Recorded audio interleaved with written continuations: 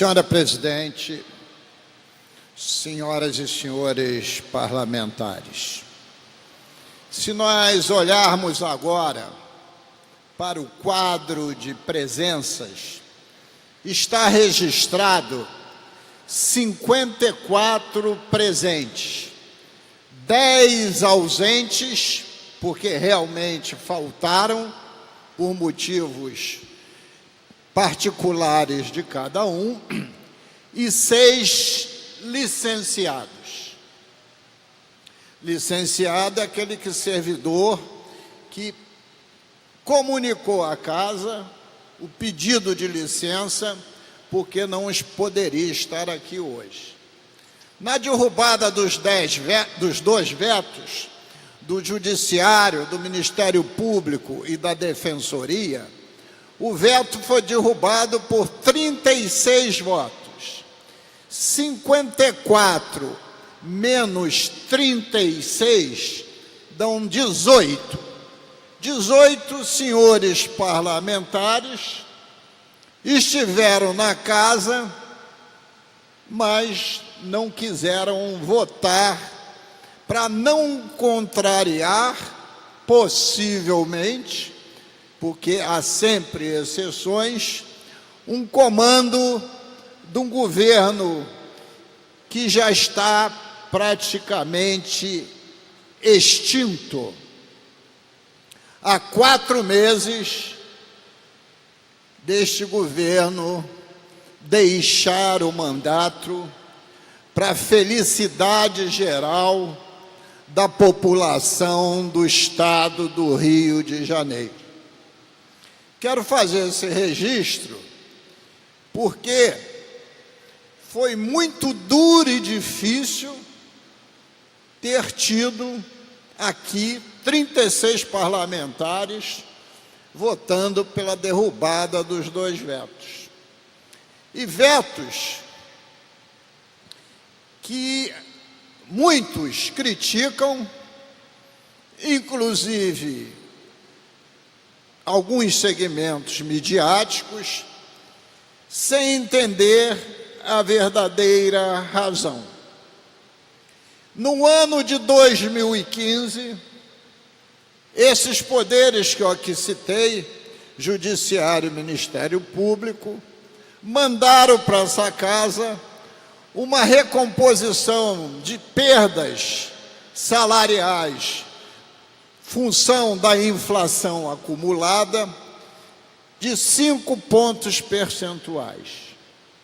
2015 foi um dos anos mais fortes da crise, 2015 e 2016, da crise econômica, financeira, de autoridade, ética e moral. Em 2017, em setembro, foi assinado o Plano de Recuperação Fiscal entre o governo do Estado e a União. E este plano diz que não podia ter mais aumento de salário. Não disse recomposição de perdas devido à inflação. Até porque nenhum plano de recuperação fiscal pode sobrepor a Constituição Federal, a Carta Magna do nosso país, que determina que os poderes constituídos anualmente façam a recomposição das perdas dos servidores devido à inflação. Que foi exatamente isso que essa casa determinou hoje. Cumpriu o que manda a Constituição da República, sendo que o Tribunal de Justiça, o Ministério Público e a Defensoria, através dos chefes desses poderes, afirmaram que seus orçamentos comportavam essa recomposição de perdas, que foi maior do que 16%, e só 1/3 da mesma foi recomposta. Não houve nenhum aumento. Os servidores que tiveram essa recomposição continuam com perdas acumuladas superiores a 10 pontos percentuais.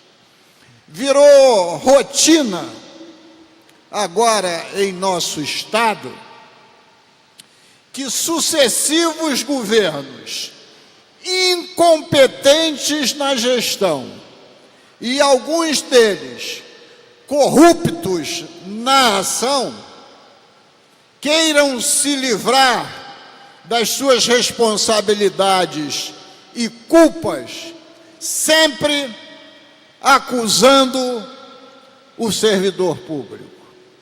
O servidor público, quando ingressa no Estado, ele o faz por concurso público, porque houve um edital dos governantes chamando o concurso público. E eles se submetem a esse concurso público. Não são contratados ao bel prazer. E só você pode fazer concurso público quando existem vagas abertas.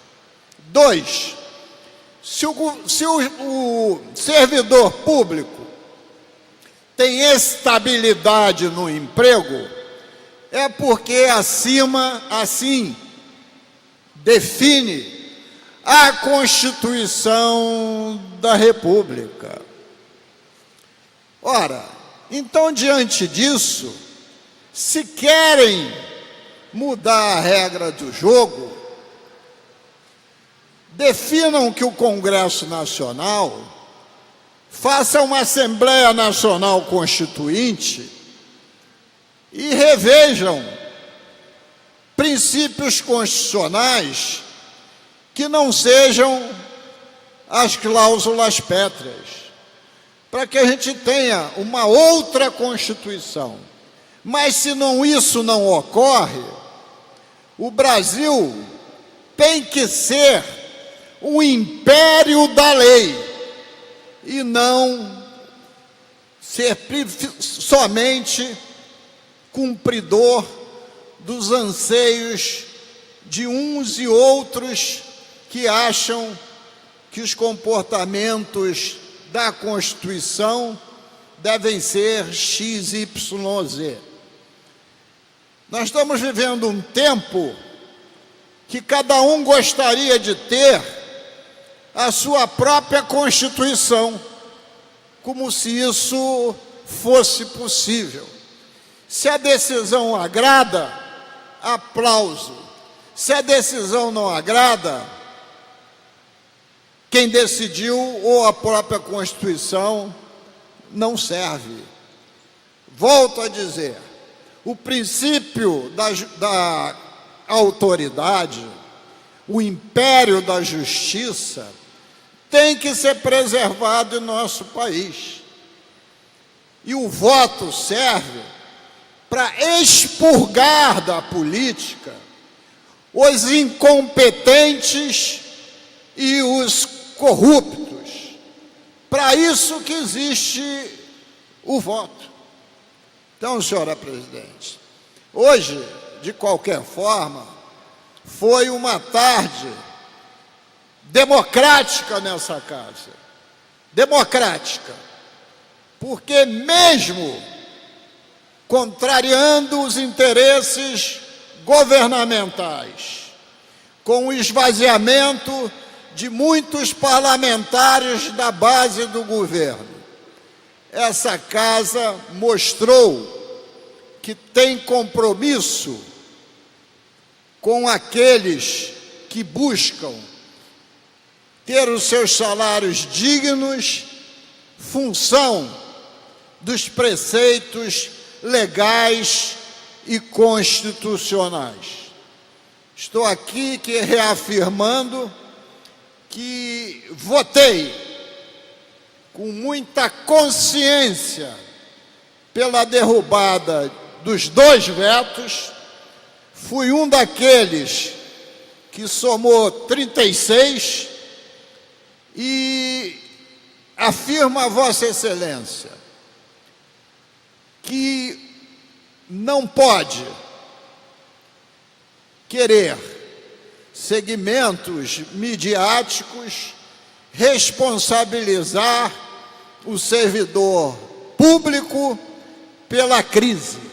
A crise tem 3 vetores: o vetor da incompetência, o vetor da corrupção de membros dos poderes e a corrupção que alguns segmentos empresariais submetem também membros de alguns poderes.